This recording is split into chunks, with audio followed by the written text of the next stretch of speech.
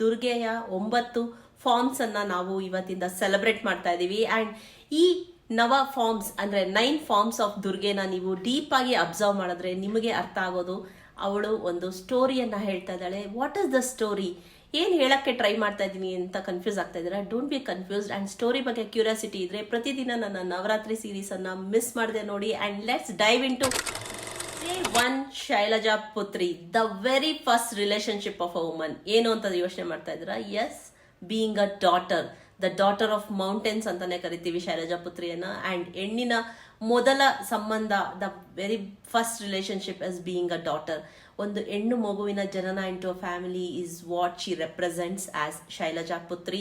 And ಇಲ್ಲಿ ಶೈಲಜಾ ಪುತ್ರಿ also symbolises strength and stamina.